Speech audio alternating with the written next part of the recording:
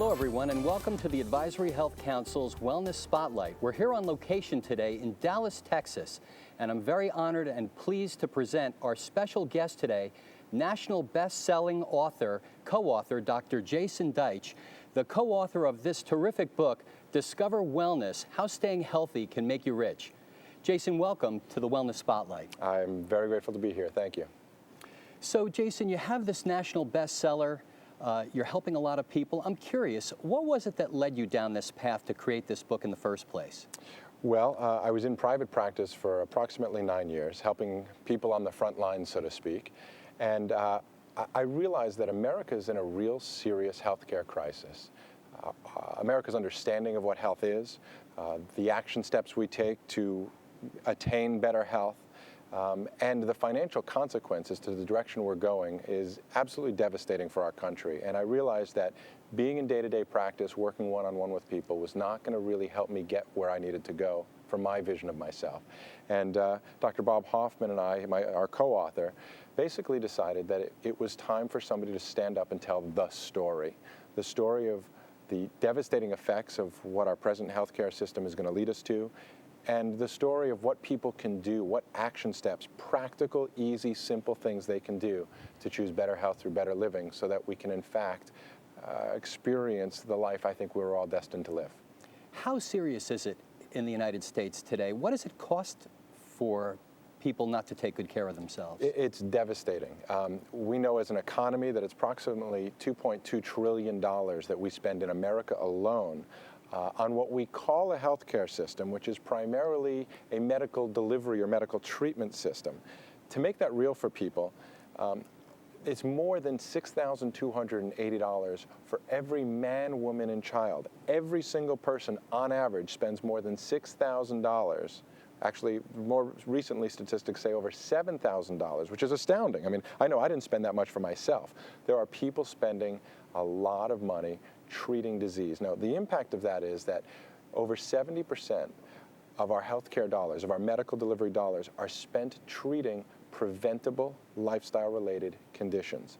And that's where the opportunity comes in, is that if we're ever going to reverse the trend of spending more money on more diseases, it's only going to come from having more people less sick. And the only way to really ever achieve that is for more people to choose better, healthier lifestyles day in and day out. It's as simple as that. What are preventable lifestyle conditions? What are some of those conditions that you're speaking about? In the book, we basically call them the 7 conditions causing America's #1 crisis.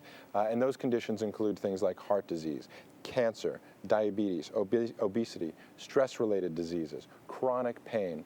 And actually, we included a condition in there that we refer to as adverse drug reactions, because there are hundreds of thousands of people that actually get sick and perhaps even die in some cases because of the medications they're taking, because of the other conditions we talked about. It's a very devastating cycle.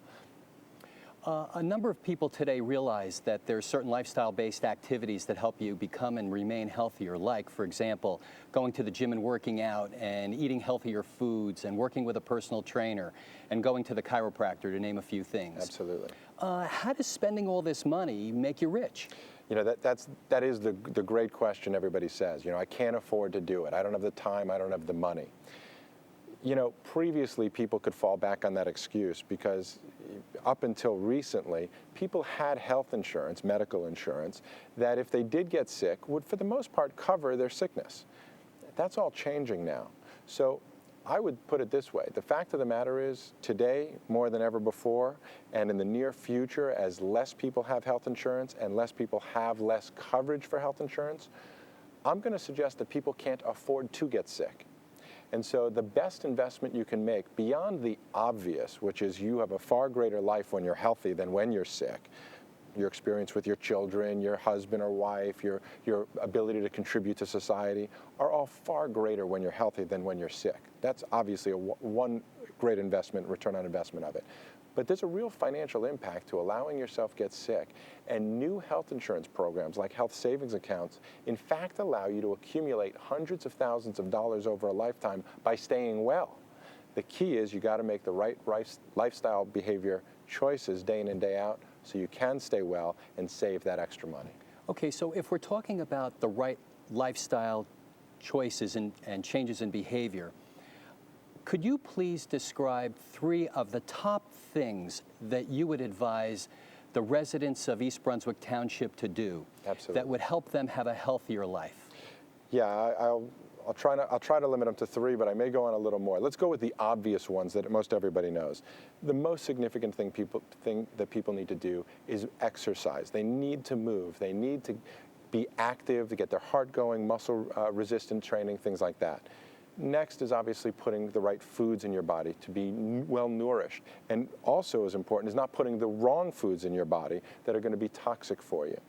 Soon after that, of course, your mental stress level is going to have everything to do with your impact of your health, your expression of health, how you feel, how you behave in your environment. But if you'll allow me to add a 4th one, what I refer to as the best kept secret in healthcare really is making sure that people have proper alignment. And alignment really refers to 2 different components. First and foremost, it's alignment of your actions and your values. People experience tremendous sickness in a variety of ways if their actions are not in alignment with their values. If, for example, they value their marriage, but their actions aren't in relationship to that, they got a problem. Or if you value money and retiring with security and your actions aren't in alignment with that, you've got a problem. But the same holds true for the body itself. When our spine, which is the home or house of our nerve system, which is responsible for coordinating all of the information throughout our bodies, when that's not in alignment, that too causes problems, a state of what we refer to as dis-ease, less health, less function in the body. That's really the best kept secret when it comes to promoting health and well-being.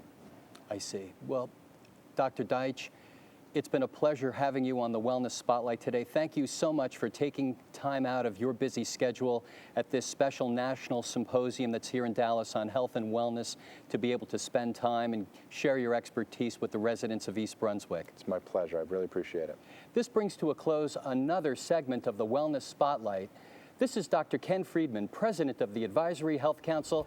And remember, staying healthy can make you rich.